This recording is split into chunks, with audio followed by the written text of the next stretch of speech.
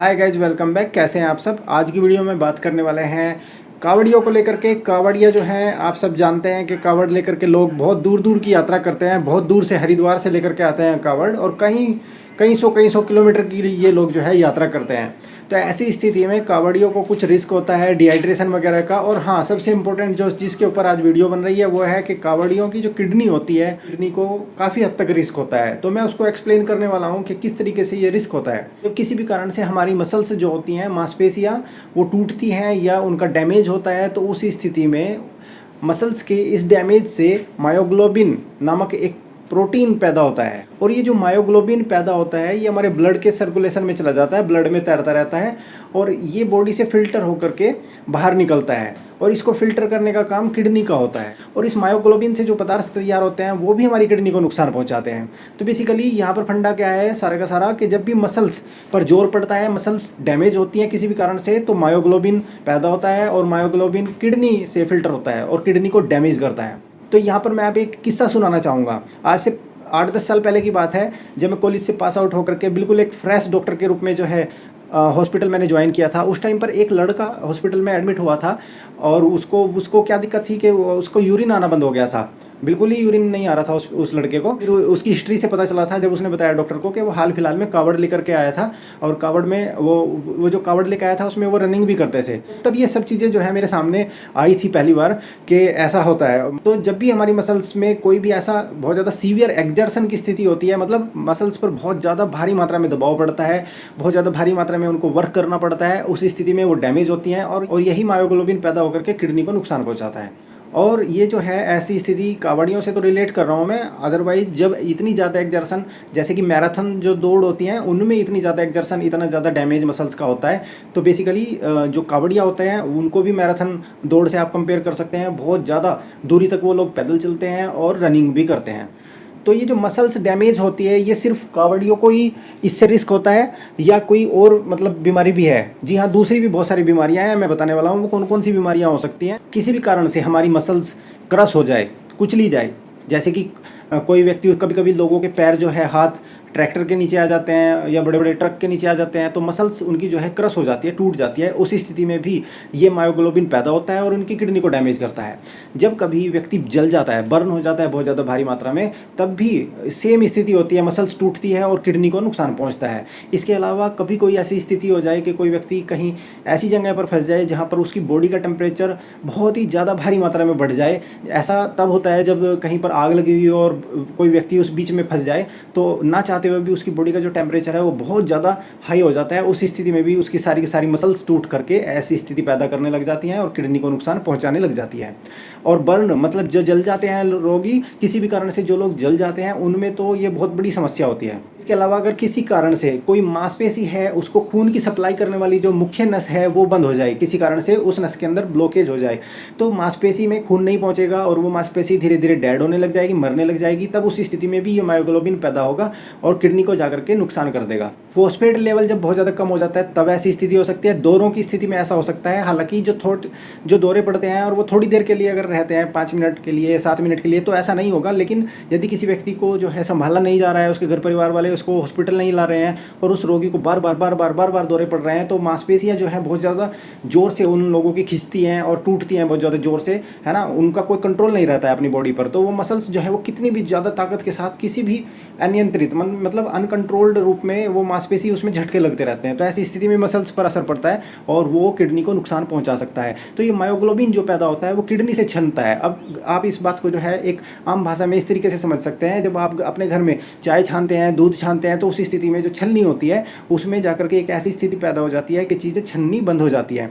तब आपको वो छलनी जो होती है अपनी, उसको साफ करना पड़ता है ऐसे झटक करके। तो इसी तरीके से हमारी जो किडनी होती है, जब ये मायोग्लोबिन किडनी से छनता है, फिल्टर होता है, उसी स्थिति में ये किडनी के अंदर फंस जाता है और किडनी को जो है, किडनी का जो नॉर्मल प्रोसेस है किसी भी वेस्ट प्रोडक्ट को छानने का और बाहर निकालने का, तो उसको ख़राब कर देता है। पूरी की पूरी जो प्रोसेस होती है किडनी की, उसको डैमेज कर देता है। तो इसमें क्या लक्षण आने शुरू हो जाते हैं? इसमें क्या लक्षण आएंगे? सबसे पहले जो रोगी होता है उसका यूरिन जो है वो गाढ़ा होने लग जाता है, उसका रंग काले रंग का होने लग जाता है, कोका कोला जैसे कलर का यूरिन आ सकता है, या फिर लाल रंग का जो है यूरिन आने लग जाता है।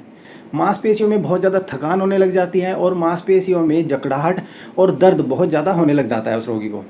यूरिन आउटपुट, पेशाब की जो मात्रा होती है वो बहुत ही ज़्यादा कम हो जाती है। इसमें टेस्ट क्या कराए जाते हैं, कौन कौन से ऐसे टेस्ट होते हैं जिनको करके डॉक्टर पता कर सकते हैं कि भाई अब आपकी मांसपेशियों में या आपकी बॉडी में ये प्रॉब्लम शुरू हो गई है। तो सबसे पहला जो टेस्ट आता है वो आता है CK, क्रिएटिनिन काइनेज एक टेस्ट होता है, उसका लेवल बहुत ज़्यादा बढ़ा हुआ आता है, उसको करके पता चलता है। इसके अलावा किडनी फंक्शन टेस्ट जिसमें आ जाता है ब्लड यूरिया, सीरम क्रिएटिनिन। इसके अलावा पेशेंट का जो है सीरम कैल्शियम का लेवल चेक किया जाता है जो कि अक्सर कम मिलता है, और सीरम पोटेशियम का लेवल चेक किया जाता है जो कि अक्सर ज़्यादा मिलता है।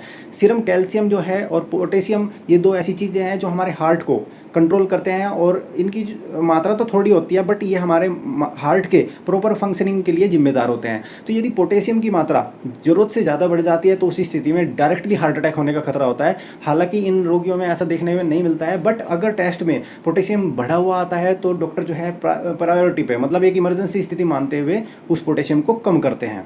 जब कभी बॉडी के अंदर सीवियर डिहाइड्रेशन हो जाती है, पानी की कमी हो जाती है, उस स्थिति में भी मसल्स टूट सकती हैं और मायोग्लोबिन पैदा हो सकता है। अब बात करते हैं बचाव की, इससे बचाव कैसे कर सकते हैं। मतलब ये स्थिति तो आ सकती है और बहुत सारे लोगों को आएगी भी। ये इतने सारे जो हमारे कावड़िया भाई जो जा रहे हैं, जा तो अच्छे से कार्य के लिए रहे हैं, लेकिन बहुत सारे लोगों की बॉडी पर इस तरह का इफेक्ट आ सकता है निश्चित रूप से। तो ऐसी स्थिति में बचाव के लिए यही है कि बहुत ज़्यादा एक्जर्सन ना किया जाए, यानी कि एक बार में जो ये पूरा एक स्पेल लेते हैं ना रनिंग का, उसको थोड़ा छोटा किया जा सकता है। एक बार में बहुत ज़्यादा ज़बरदस्ती ना की जाए बॉडी के साथ, बहुत ज़्यादा दूरी तक ज़बरदस्ती जो है ना भागा जाए, और जो है अपने छोटे छोटे टुकड़ों में अपनी इस यात्रा को ये तोड़ सकते हैं। ठीक है, मतलब अपनी जो टर्न है वो थोड़ा जल्दी जल्दी बदल सकते हैं। दूसरी बात है कि अपनी बॉडी की हाइड्रेशन, यानी कि पानी वगैरह पी करके प्रॉपरली यूरिन अच्छे से आपको आता रहे पूरे की पूरी जो आपकी यात्रा है इसके बीच में, इस बात का विशेष ध्यान रखें। अच्छा, अगर किसी व्यक्ति को ज़्यादा समस्या आ जाती है और उस व्यक्ति को हॉस्पिटल में भर्ती होना पड़ जाता है, उस स्थिति में उसका क्या ट्रीटमेंट चलता है। तो पहला जो ट्रीटमेंट होता है वो होता है IV फ्लूइड, यानी कि जो ग्लूकोज वगैरह होती है, तरल पदार्थ बॉडी के अंदर पूरा किया जाता है काफ़ी ज़्यादा भारी मात्रा में। हमारे जो गुर्दे होते हैं उनको प्रॉपर फंक्शनिंग के लिए, अच्छे तरीके से काम करने के लिए बहुत ज़्यादा हैवी मात्रा में फ्लूइड्स की ज़रूरत पड़ती है, तरल पदार्थों की ज़रूरत पड़ती है। और जिन लोगों को IV फ्लूइड वगैरह दे करके भी काम नहीं चलता है, उनको पेशाब आना फिर भी शुरू नहीं होता है, तो फिर ऐसी स्थिति में उनको 1-2 सेशन डायलिसिस के भी देने पड़ जाते हैं। 1-2 बार डायलिसिस करते हैं, फिर किडनी खुल जाती है, साफ़ हो जाती है और पेशाब अच्छे से आने लग जाता है।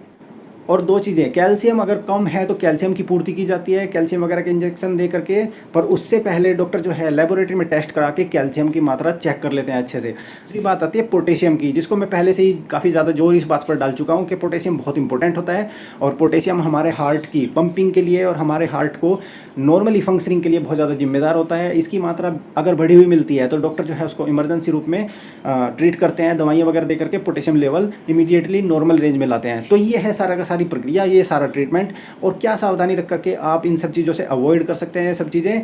तो ये सारी स्थिति है, ये जो स्थिति है ये सभी को नहीं आती है, बट ऐसे बहुत सारे लोग हो सकते हैं जिनको ये समस्याएं आनी शुरू हो जाए। तो यदि इनमें से कोई भी लक्षण आपको दिखाई देता है, या फिर आपको पेशाब जो है गाढ़े रंग का आता है, पानी वगैरह पी करके आप जो है इन सब चीज़ों से बचें। और एक जो चीज़ मैंने बताई कि रनिंग जो कर रहे हैं उसको थोड़ा सा छोटे छोटे टुकड़ों में करें, बहुत ज़्यादा शरीर पर या मांसपेशियों पर जो है एक ही बार में बहुत ज़्यादा जोर ज़बरदस्ती ना करें उनके साथ, या उन पर बहुत ज़्यादा लोड ना डालें। तो ये वीडियो आपको कैसी लगी कमेंट बॉक्स में बताना, और ये वीडियो जो है अपने दोस्तों में भी शेयर करना। चैनल पर नए हो तो सब्सक्राइब करके जाना। मिलते हैं फिर अगली वीडियो में, तब तक के लिए नमस्कार।